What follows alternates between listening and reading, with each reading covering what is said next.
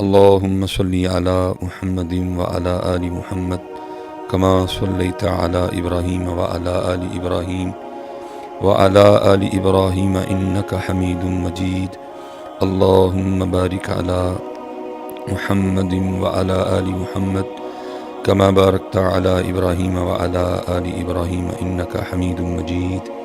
ٹھیک ہے جی، ایک بار درود پاک پڑھا گیا ہے، پھر انشاءاللہ کوشش کریں گے، لیکن کوشش اس انداز سے کرنی ہے کہ صرف زبان ہی نہ پڑھے. ٹھیک ہے، یہاں سے بھی پڑھنا ہے اور یہاں سے بھی پڑھنا ہے، کیونکہ اکثر و بیشتر ہوتا یہ ہے کہ ہم پڑھتے تو ہیں لیکن ہماری خود توجہ نہیں ہوتی کہ ہم پڑھ کیا رہے ہیں. ٹھیک ہے جی، صرف زبان پڑھتی ہے، خیال کہیں ہے، سوچ کہیں ہے، دل کہیں ہے. اس لیے کوشش فرمایا کریں کہ جب بھی اللہ کا ذکر کریں تو صرف زبان ہی نہ کریں بلکہ توجہ بھی ہو. ٹھیک ہے جی، دل بھی آپ کا ساتھ دے. ٹھیک ہے، جب نماز پڑھیں اسی طرح توجہ اللہ کی طرف ہو. ٹھیک ہے، جب ذکر کریں تو توجہ اللہ کی طرف ہو. جب درود پاک پڑھیں تو صرف زبان ہی نہ پڑھیں بلکہ توجہ بھی جو ہے وہ نبی کریم علیہ الصلوۃ والسلام کی طرف ہو. پھر دیکھیں تو صحیح کہ یہ ذکر، یہ نماز اور یہ درود پاک پھر اپنا اثر کیسے دکھاتے ہیں. کیونکہ اکثر و بیشتر ایسے ہوتا ہے کہ ہم پڑھتے ہیں لیکن ہماری توجہ نہیں ہوتی، تو ثواب تو چلو ہو جاتا ہے لیکن جو ہونا چاہیے تھا وہ ہوتا نہیں ہے. کیونکہ اول حمد ثنا الہی جو مالک ہر ہردا، اس دا نام پکارن والا کسے میدان نہ ہردا. یہ کیسے ہو سکتا ہے کوئی بندہ اللہ کا ذکر کرے اور پھر اس کو مدد نہ آئے، کوئی بندہ اللہ کا ذکر کرے اور اس کو سکون نہ ملے، کوئی بندہ نبی پاک علیہ الصلوۃ والسلام کا ذکر مبارک کرے اور اس کے سینے میں ٹھنڈک نہ اترے. ٹھیک ہے، دیکھیں نہ لکھنے والے تو یہاں تک لکھ گئے کہ میٹھا میٹھا ہے میرے محمد کا نام، ان پہ لاکھوں کروڑوں درود و سلام. آج ہم پڑھتے تو ہیں لیکن ہم اس میٹھے سے محروم ہیں. اس کی ایک وجہ کیا ہے کہ صرف یہاں سے پڑھتے ہیں. اس لیے کوشش فرمایا کریں جب پڑھیں تو مکمل ہو کے پڑھیں. اس کا طریقہ یہ ہے کہ جب محفل ذکر میں آئیں، جب نماز پڑھنے کے لیے مسجد میں آئیں تو پہلا کام یہ کیا کریں کہ سوچوں والا بٹن بند کر دیا کریں. کیونکہ ہم آ تو جاتے ہیں لیکن ہم نے سوچوں والا بٹن نہیں بند کیا ہوتا. اس لیے ہم تو مسجد میں ہوتے ہیں لیکن ہم مسجد میں نہیں ہوتے. ہم تو ذکر کی محفل میں بیٹھے ہوتے ہیں لیکن ہم ذکر کی محفل میں نہیں ہوتے. اس لیے پھر ہوتا کیا ہے، خالی آئے خالی چلے گئے. باقی میرا دل تو اس بات کو ماننے کو تیار نہیں ہے کہ کوئی بندہ اللہ کے گھر آئے اور وہ واپس خالی چلا جائے، کوئی بندہ اللہ اور اللہ کے رسول کے ذکر کی محفل میں آئے اور وہ خالی چلا جائے. لیکن ہوتا کیا ہے کہ ہم صرف یہاں سے آتے ہیں، نہ یہاں سے آتے ہیں اور نہ یہاں سے آتے ہیں. اس لیے کوشش فرمایا کریں کہ جب مسجد میں آئیں تو باہر سے کنیکشن کاٹ دیا کریں. کوشش کریں کہ اس کنیکشن کو اللہ سے جوڑیں. ٹھیک ہے جی، جب نبی کریم علیہ السلام کا ذکر کرنے لگیں تو کوشش فرمایا کریں کہ باہر سے کنیکشن کاٹ دیا کریں. توجہ بھی جو ہے وہ نبی کریم علیہ السلام کی پاک جناب کی طرف ہو. تو پھر دیکھیں حضرت پھر ہوتا کیا ہے. کیونکہ مسجد وہ جگہ ہے کہ این درگاہ ماں درگاہ نہ امیدی نیست، یہاں آنے والا کبھی کوئی خالی نہیں گیا ہے، لیکن شرط یہ ہے کہ کوئی آئے تو صحیح نہ. ٹھیک ہے، اب دیکھیں نا، مثلاً ہم خود کو جو مرضی سمجھے بیٹھے ہیں، اپنے نام کے آگے پیچھے پتہ نہیں ہم نے کیا کیا لگا رکھا ہے، لیکن ہمارا حقیقی سٹیٹس جو قرآن کریم بتا رہا ہے وہ کیا ہے؟ یا ایھا الناس، اے لوگو، انتم الفقراء الی اللہ، تم سارے اللہ کے فقیر ہو. تو ہم سارے اللہ کے فقیر ہیں. ٹھیک ہے، میں اپنے آپ کو کیا سمجھتا ہوں، آپ اپنے آپ کو کیا سمجھتے ہیں، وہ آپ اور میں ہی سمجھتے ہیں. باقی ہمارا حقیقی سٹیٹس کیا ہے؟ فقیر. اور پھر صرف فقیر ہی نہیں، فقیر بھی کیسا کہ جو مٹی سے بنا ہے. ٹھیک ہے جی، جس کی آنتوں میں پخانہ ہے، جس کے مثانے میں پیشاب ہے. ٹھیک ہے جی، جو بولے تو منہ سے اکثر و بیشتر تھوک گرتا ہے. ٹھیک ہے جی، اور جس کے پھیپھڑوں میں بلغم ہے، جس کی رگوں میں خون گردش کرتا ہے. ٹھیک ہے، اور جس کے پتے میں صفرا ہے اور جس کی تلی میں سودا ہے. صرف فقیر نہیں ہے. اتنا تو ہمارے گھر کا گٹر نہیں گندا، اتنی تو ہمارے محلے کی نالی نہیں گندی، کیونکہ اس میں بھی اتنی گندگی نہیں ہے جتنی گندگی ہم اپنے اندر لیے گھوم رہے ہیں. لیکن پتہ نہیں ہمیں کس چیز کی آکڑ ہے یا ہمیں کس چیز کا تکبر ہے. میں کہتا ہوں اگر کوئی چیز ہو بھی تو پھر بھی تکبر کی اجازت نہیں ہے، پھر بھی اکڑنے کی اجازت نہیں ہے. ہم میں تو ایسا ہے ہی کچھ نہیں. ٹھیک ہے جی، ہر وقت اتنا گند لے کے ہم گھوم رہے ہیں. یہ تو پتہ نہیں میرے اللہ کی ذات نے ادھر کیا لگا رکھا ہے کہ اندر کی جو گندگی ہے اس کی بدبو باہر نہیں آتی. اگر یہ بدبو باہر آنا شروع ہو جائے تو ہم سارے اپنی بدبو سے مر جائیں. پتہ نہیں ہمیں کس چیز کا تکبر ہے، کہ ہماری گردنوں میں سریے کس چیز کے ہیں، کہ ہمیں ایسا کیا لگ گیا ہے کہ جو ہم زمین پہ اتنا اکڑ اکڑ کے چلتے ہیں. اور اسپیشلی آپ یاد رکھیے گا جو نمازی احباب ہیں، یہ کم و بیش 6 سے 7 سال اس گناہ گار کو بھی ممبر شریف اور مصلی شریف کی خدمت کا اللہ نے موقع دیا. ممبر شریف کی خدمت تو ابھی بھی کرنے کی کوشش کر رہا ہوں، لیکن مصلی والا معاملہ جو ہے وہ اس طرح نہیں ہے جس طرح پہلے تھا، کیونکہ پیر و مرشد کی طرف سے حکم تھا کہ اذان بھی خود کہنی ہے، اور عصر اور عشاء کی سنتوں کے حوالے سے بھی آپ کا حکم بڑا سخت تھا. تو کیونکہ اذان بھی خود کہی ہوتی تھی، اذان دینے کے بعد پھر میں نے وہ سنتیں جو ہے وہ شروع کرنی، اور ظاہر ہے کافی دیر پہلے میں نے فارغ ہو جانا، اور پھر میں مصلی پہ بیٹھ جایا کرتا تھا. اور پھر میں نے نمازیوں کا مسجد میں آنا دیکھ کے حیران ہونا کہ یہ جو چال چل کے ہم مسجد میں آ رہے ہیں، وہ اللہ کے بندو یہ چال تو باہر روڈ پہ بھی چلنے کی اجازت نہیں ہے. یہ اوپر والا بٹن کھلا ہے، ٹھیک ہے جی، وہ سینہ چوڑا ہے، کندھے چوڑے ہیں. ایک سریا تو ہم نے ویسے ہر وقت اپنی گردنوں میں ڈال رکھا ہوتا ہے، اور ایک ہم نے اسپیشل مسجد کے لیے رکھا ہوتا ہے جو ہم نے صرف مسجد میں ڈال کے آنا ہے.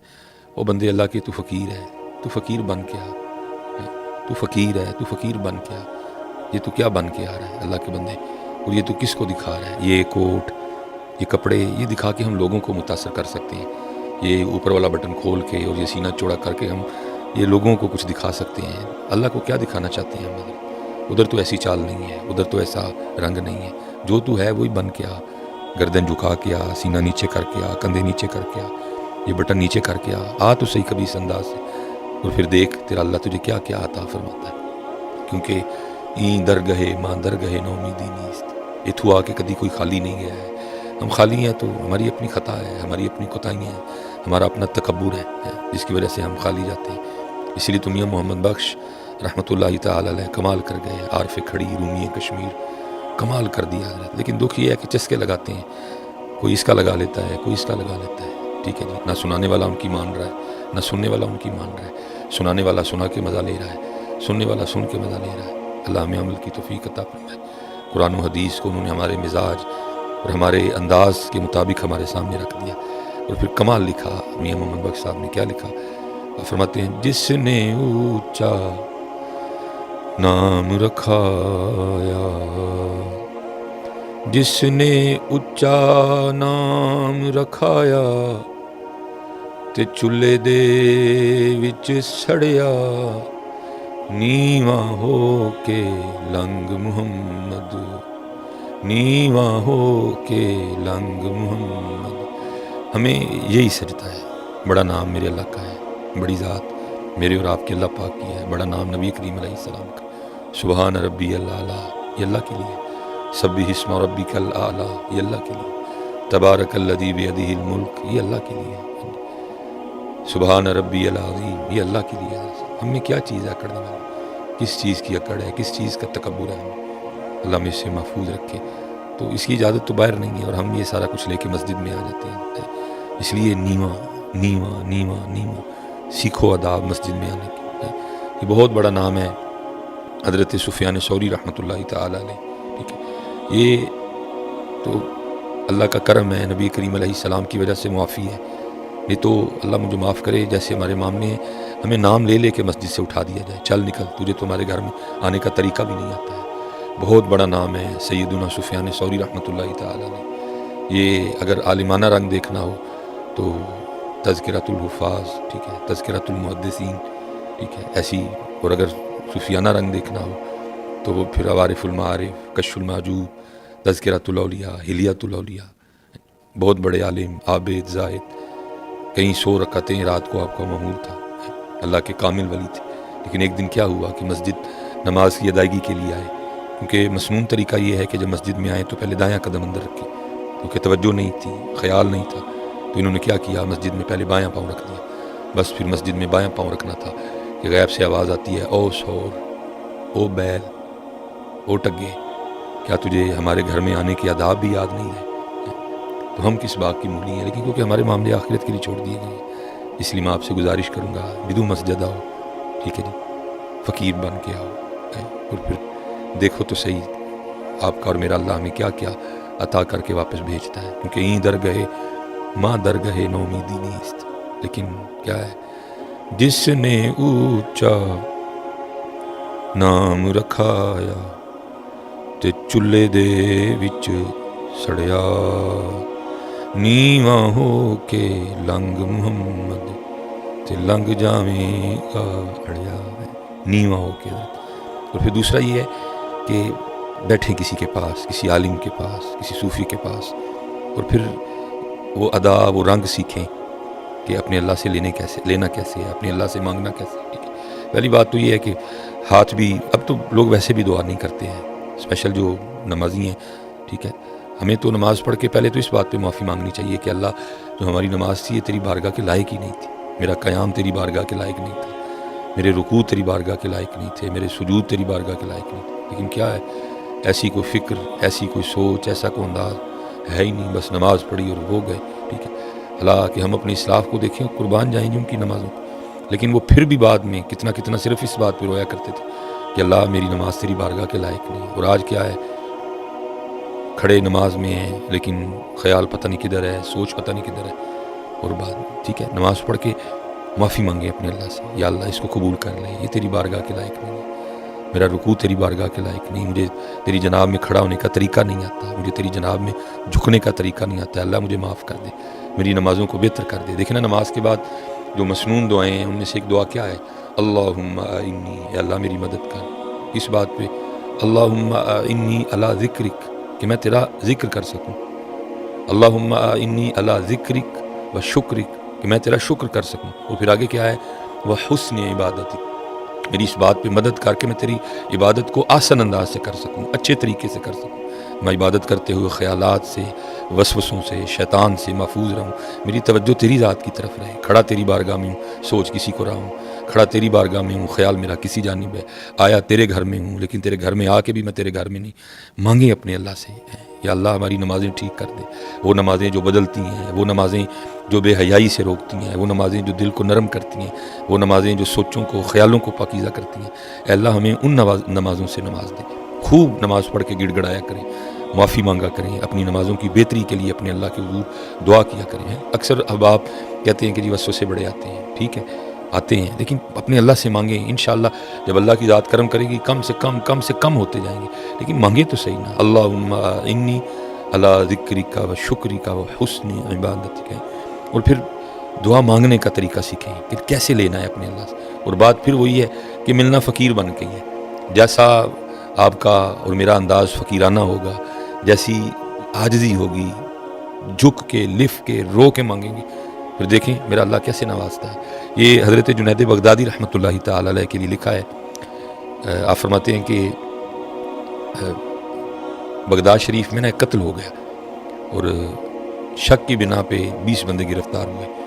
اب وہ بندہ جس نے قاتل کو قتل کر کے بھاگتے ہوئے دیکھا، ٹھیک ہے، تو کیونکہ آج ہم میں کئی فرق ہیں. ٹھیک ہے، کوئی سر سے ننگا ہے، کسی نے ٹوپی اوڑھ رکھی ہے، پھر ٹوپیوں کے ڈیزائن علیحدہ علیحدہ ہیں، کسی نے سر پہ امامہ باندھا ہے تو اماموں کے ڈیزائن علیحدہ علیحدہ ہیں، کپڑے علیحدہ ہیں، باندھنے کا سٹائل علیحدہ ہے، کپڑوں کے رنگ میں کتنا فرق ہے. ٹھیک ہے، پھر آگے داڑھی شریف ہے، اس میں بہت زیادہ فرق ہے. تو اس دور میں 3 4 5 رنگ تھے، امامہ سارے باندھتے تھے، داڑھی شریف سارے رکھتے تھے، تو اس لیے سارے ایک سے نظر آتے تھے. تو وہ جس نے دیکھا نا، جب پولیس والے اس کو لے کے نکلے تو اس کو جو اسی جیسا نظر آیا، اس نے کہا یہ بھی ویسے لگتا ہے، یہ بھی ویسے لگتا ہے، یہ بھی ویسے لگتا ہے. تو لکھا ہے کہ 20 بندے گرفتار ہوئے. ٹھیک ہے، تو 19 کا تعلق بغداد شریف سے تھا اور ایک تھا جس کا تعلق بغداد سے نہیں تھا، بلکہ اس وقت وہ بغداد میں مسافر تھا، وہ بغداد کے بازار سے گزر رہا تھا، منزل اس کی کوئی اور تھی. تو اس نے کہا یہ بھی ویسے لگتا ہے، تو اس کو بھی پکڑ لیا گیا. لیکن لکھا ہے کہ ہوا اس طرح کہ رات تک وہ جو 20 بندے تھے ان میں سے 19 جن کا تعلق بغداد شریف سے تھا، کسی کا کوئی حمایتی، جاننے والا، سفارشی اور ضامن آیا اور لے گیا، لیکن وہ اکیلا رہ گیا. اس کو پتہ تھا کہ بغداد شریف میں میرا جاننے والا کوئی نہیں، اس لیے مجھے کسی نے چھڑوانے نہیں آنا، نہ کوئی آس، نہ کوئی امید، نہ کوئی دروازہ. اس کو پتہ تھا ایک ہی دروازہ ہے اور وہ میرے اللہ کی رحمت والا دروازہ ہے. اب مجھے اور کہیں سے کچھ بھی کوئی معاملہ نہیں بننا. تو اس لیے اس نے کیا کیا، جب رات پڑ گئی، سارے چلے گئے، وہ رہ گیا تنہا، تو اس نے اپنا سر سجدے میں رکھا اور پھر اپنے اللہ کو پکارتا ہے. اور کیا انداز پکارنے والا. اللہ کرے ہمیں بھی یہ انداز عطا ہو جائے. کمال انداز، کمال انداز. اللہ کی بارگاہ میں عرض کرتا ہے، رب کریم تو جانتا ہے کہ یہ قتل میں نے نہیں کیا، اور وہ جو 19 چلے گئے ہو سکتا ہے ان میں سے کوئی قاتل ہو، لیکن ہوا اس طرح کہ کسی کا کوئی جاننے والا، کسی کا کوئی حمایتی، کسی کا کوئی سفارشی، کسی کا کوئی جاننے والا، کسی کا کوئی ضامن آیا اور لے گئے. اے رب کریم میں تو بغداد شریف میں مسافر ہوں، جاننے والا کوئی نہیں، حمایتی کوئی نہیں، سفارشی کوئی نہیں، ضامن کوئی نہیں، اس لیے میرا حمایتی بھی تو، میرا سفارشی بھی تو، میرا جاننے والا بھی تو، میرا ضامن بھی تو، بار بار روتا جائے اور اپنے اللہ کو پکارتا جائے۔ سچ بتائیے گا، کیا کبھی ہم نے اس انداز سے اپنے اللہ کو پکارا؟ کیا کبھی اس انداز سے ہم نے اپنے اللہ کو اپنا دکھ سنایا؟ کیا اس انداز سے ہم نے اپنے اللہ کو اپنا دکھڑا سنایا؟ نہیں۔ پہلی بات تو مانگتے کوئی نہیں، اور اگر مانگی بھی تو بس عارضی سی، اور دل میں کئی خیال، اگر اللہ نے نہ دیا تو یہ کر لیں گے، وہ کر لیں گے، ایسے کر لیں گے، ویسے کر لیں گے۔ نہیں، وہ رو رہا ہے۔ اور ظاہر ہے جی میرے اللہ کا ایک نظام ہے، اور وہ نظام پھر حرکت میں آیا، اور وہ دور تھا عباسی خلیفہ ہارون الرشید کا، اور ہارون اپنے بستر پہ لیٹا میٹھی نیند کے مزے لے رہا تھا، اس کا بستر، اس کا پلنگ ہلا، ٹھیک ہے، اور وہ مارے خوف کے اٹھ بیٹھا کہ شاید زلزلہ آ گیا، لیکن جب اٹھا تو ایسی کوئی بات ہی نہیں تھی، اور کان میں آواز پڑتی ہے، ہارون تو یہاں میٹھی نیند کے مزے لے رہا ہے، اور وہاں میرا بندہ رو رو کے مجھے پکار رہا ہے، جا جا کے اس کو رہا کروا۔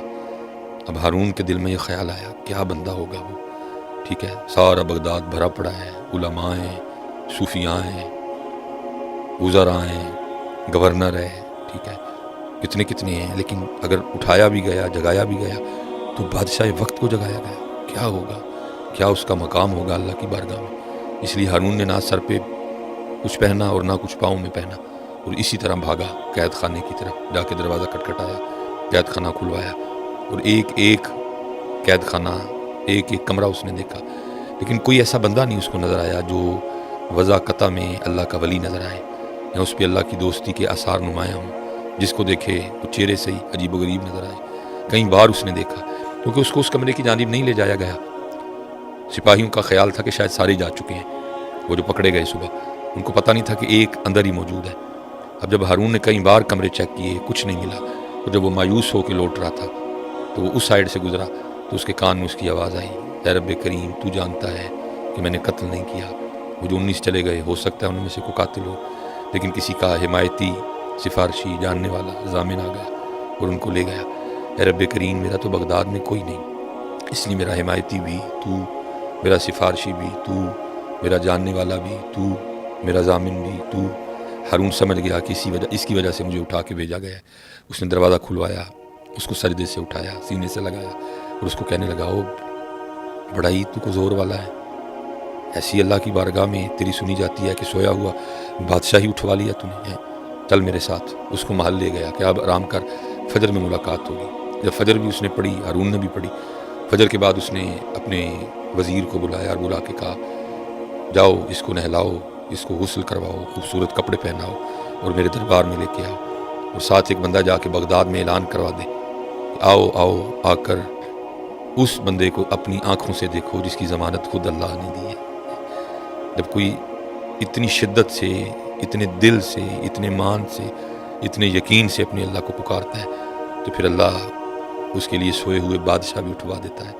لیکن پہلی بات تو پکارتے نہیں، اور اگر پکاریں تو نہ یہ انداز، نہ یہ عاجزی، اور نہ کچھ ایسا۔ اب میں پھر ادھر میاں صاحب کو ہی پڑھوں گا، کمال کر گئے میاں صاحب حضرت۔ ظاہر ہے جی کسی کے پاس بیٹھ کے سیکھا تھا، اور پھر کیا کہتے ہیں میاں صاحب، قربان جاؤں، در تیرے تے میں اڑیاں کرساں، در تیرے تے میں اڑیاں کرساں۔